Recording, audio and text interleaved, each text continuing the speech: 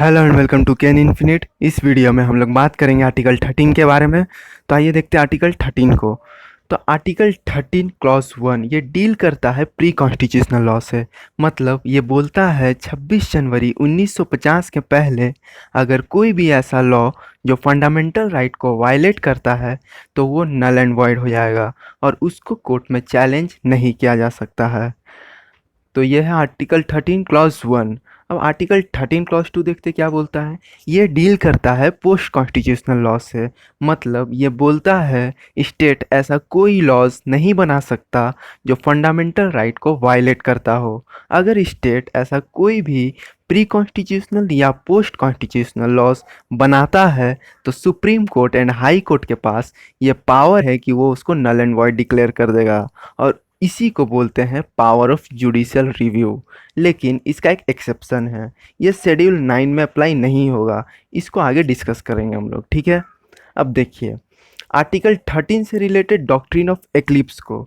तो ये फोर्स में आया Bhikaiji versus state of Madhya Pradesh के केस में, जिसमें बोला गया ऐसा कोई भी लॉस जो इनकंसिस्टेंट है फंडामेंटल राइट से वो कम्प्लीटली वाइप आउट नहीं हो जाएगा, वो सिर्फ एक्लिप्स हो जाएगा, वो डॉर्मेंट रहेगा। और जैसे ही इनकंसिस्टेंसी ख़त्म हो जाता है कोई अमेंडमेंट लाकर, देन ये लॉ फिर से एक्टिव हो जाएगा। समझ में आया। अब देखते हैं डॉक्ट्रिन ऑफ सेवरेबिलिटी को।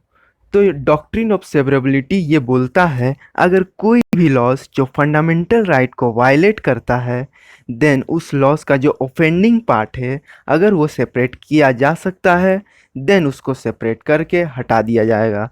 वो वर्ड या प्रोविज़न एक्ट से निकाल दिया जाएगा और बाकी एक्ट वैसा ही रहेगा। फॉर एग्ज़ाम्पल देखिए, एक बास्केट में बहुत सारा एप्पल रखा हुआ है। अगर उसमें से एक एप्पल ख़राब हो जाता है देन वो एप्पल को हम लोग निकाल कर फेंक देते हैं ताकि बाकी सारा एप्पल ख़राब ना हो, ठीक है। उसी तरह जो भी एक्ट के प्रोविज़न हैं वो अगर ऑफेंडिंग नेचर का होगा जो फंडामेंटल राइट को वायलेट करता है देन सिर्फ उस प्रोविज़न को निकाल कर फेंक देंगे, बाकी सारा एक्ट वैलिड रहेगा। लेकिन अगर आपको बोला जाए कि सैंड से नमक को अलग करने तो ये तो नहीं हो सकता, ठीक है। उसी तरह अगर कोई भी एक्ट का ऑफेंडिंग नेचर वाला प्रोविज़न अगर हम हटा नहीं सकते तो फिर वो पूरा एक्ट को नल एंड वॉइड डिक्लेयर करना होगा। या फिर अगर हम उस ऑफेंडिंग नेचर वाला प्रोविज़न को हटा दिए हैं लेकिन फिर भी हम उस एक्ट को एनफोर्स नहीं कर सकते हैं तो पूरा एक्ट को अल्ट्रा वायर्स डिक्लेयर करना पड़ेगा, ठीक है। तो ये है डॉक्ट्रिन ऑफ सेवरेबिलिटी। अब देखिए सुप्रीम कोर्ट ने ए के गोपालन वर्सेस स्टेट ऑफ मद्रास के केस में प्रिवेंटिव डिटेंशन एक्ट के जो सेक्शन 14 ऑफेंडिंग नेचर का था वो सिर्फ अल्ट्रा वायर्स डिक्लेयर किया था, बाकी सारा प्रोविज़न पूरा एक्ट वैलिड था। अब क्वेश्चन ये है क्या पार्लियामेंट फंडामेंटल राइट को अमेंड कर सकता है या नहीं। तो केशवानंद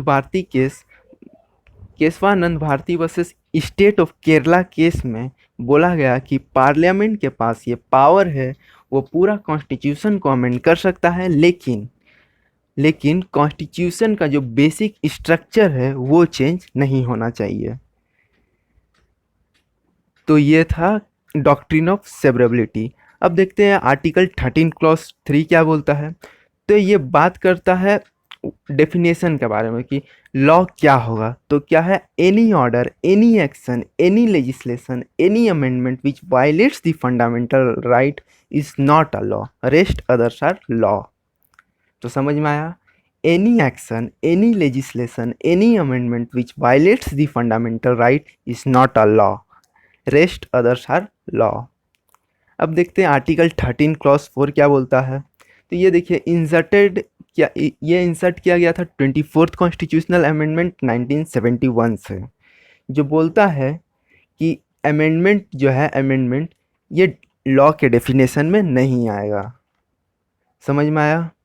अब देखते हैं आर्टिकल 13 से रिलेटेड कुछ क्वेश्चन को। तो पहला क्वेश्चन है which of the following cases relates to doctrine of severability. पहला option MC Mehta versus union of India, दूसरा option AK Gopalan versus state of Madras, C है Ajay Hasia versus state of UP, D है Som Prakash versus state of Punjab. जैसे कि अभी हम लोग देखें तो ये रिलेट करता है किससे, AK Gopalan versus state of Madras से। ठीक है, ये पहला केस था जिसमें डॉक्ट्रिन ऑफ सेवरेबिलिटी यूज किया गया था। अब देखते हैं दूसरा question, which of the following doctrine is not related to article 13 of the constitution. तो इसमें से कौन सा आर्टिकल 13 से रिलेटेड नहीं है। तो डॉक्ट्रिन ऑफ सेवरेबिलिटी तो वो देखें हम लोग आर्टिकल 13 से, डॉक्ट्रिन ऑफ एक्लिप्स ये भी आर्टिकल 13 से है, डॉक्ट्रिन ऑफ वेवर, तो डॉक्ट्रिन ऑफ वेवर जो है ये भी आर्टिकल 13 से है, इसको हम लोग बाद में डिस्कस करेंगे। और जो doctrine of pith and substance है ये आर्टिकल 13 के अंदर नहीं आता है। ये देखिए ये कब ये एग्जिस्ट करता है कि जब कोई भी यूनियन लिस्ट या फिर स्टेट लिस्ट के सब्जेक्ट मैटर पे कोई कॉन्फ्लिक्ट हो जाता है, तब ये doctrine of pith and substance use होता है। ठीक है, अब देखते हैं क्वेश्चन नंबर 3 को।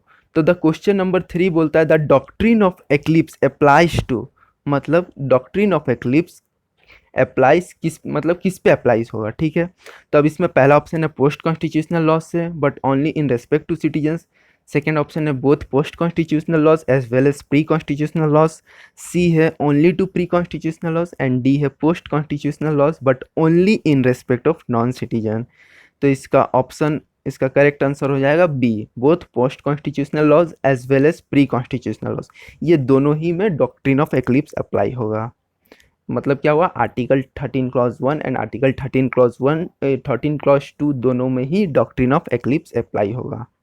अब देखते हैं क्वेश्चन नंबर 4। तो क्या है, which of the following cases is related to doctrine of eclipse. तो कौन सा केस है डॉक्ट्रिन ऑफ एक्लिप्स से रिलेटेड। तो Keshavananda Bharati versus state of Kerala नहीं, AK Gopalan versus state of Madras ये है, उसके बाद Bhikaji versus state of Madhya Pradesh ये, MC Mehta versus union of India. तो इसमें से कौन सा ऑप्शन सही है। तो इसमें Bhikaji versus state of Madhya Pradesh ये डॉक्ट्रिन ऑफ एक्लिप्स से रिलेटेड है। ठीक है, और इसी में पहली बार डॉक्ट्रिन ऑफ एक्लिप्स यूज किया गया था। तो बढ़ते हैं क्वेश्चन नंबर 5 पे। तो क्वेश्चन नंबर 5 क्या है, the power of judicial review can be seen in, कौन सा आर्टिकल में देखने को मिलता है power of judicial review, article 11, article 16, article 13, article 12। तो करेक्ट आंसर है आर्टिकल 13। फिर क्वेश्चन नंबर 6 है, which of the following does not come in the definition of law, मतलब कौन सा स्टेटमेंट लॉ के डेफिनेशन में नहीं आता है। तो पहला है custom, regulation and act of parliament and amendment of the constitution. तो हम लोग देखे ही हैं answer D, amendment of the constitution, ये लॉ के डेफिनेशन के अंदर नहीं आता है। अब बढ़ते क्वेश्चन नंबर 7 पे। तो क्वेश्चन नंबर 7 है the main objectives of article 13 of the constitution of India is to, पहला option define the word law, second option secure our fundamental right, third option expand the power of courts, fourth option limit the legislative power of the state. तो क्या हो जाएगा, secure our fundamental right. इसका main objectives यही है कि हम लोग का फंडामेंटल राइट को आर्टिकल 13 सिक्योर करता है। अब देखते हैं question number 8, under which of the following articles laws inconsistent with fundamental right are declared void, मतलब कौन सा आर्टिकल्स में लॉ जो है वो अगर इनकंसिस्टेंट हो फंडामेंटल राइट से तो वो वॉइड डिक्लेयर कर दिया जाता है। तो इसका ऑप्शन देखिए, आर्टिकल 11, आर्टिकल 12, आर्टिकल 13, आर्टिकल 15। तो आंसर हो जाएगा आर्टिकल 13। क्वेश्चन नंबर 9 देखते हैं, article 13 clause 4 was inserted by, ये कौन सा अमेंडमेंट से इंसर्ट किया गया था article 13 clause 4, 44th constitutional amendment, 42nd constitutional amendment act, 28th constitutional amendment act and 24th constitutional amendment act. तो सही आंसर हो जाएगा 24th कॉन्स्टिट्यूशनल अमेंडमेंट एक्ट। फिर क्वेश्चन नंबर 10 देखते हैं, fundamental rights guaranteed in the Indian constitution can be suspended only by, पहला option A proclamation of national emergency, दूसरा option है an act passed by the parliament, तीसरा option है an amendment of the constitution, चौथा option the judicial decision of the supreme court. तो क्या हो जाएगा सही answer, proclamation of national emergency. इसी के समय फंडामेंटल राइट सस्पेंड किया जा सकता है, लेकिन आर्टिकल 20 एंड आर्टिकल 21 ये इमरजेंसी के समय भी सस्पेंड नहीं होता है। ठीक है, अब देखिए, अगर आपको वीडियो पसंद आया हो तो लाइक कर दीजिए, चैनल को सब्सक्राइब कर दीजिए और अपने दोस्तों के साथ शेयर कर दीजिए। तो मिलते हैं नेक्स्ट वीडियो में नेक्स्ट आर्टिकल के साथ। Till then, thank you and good bye.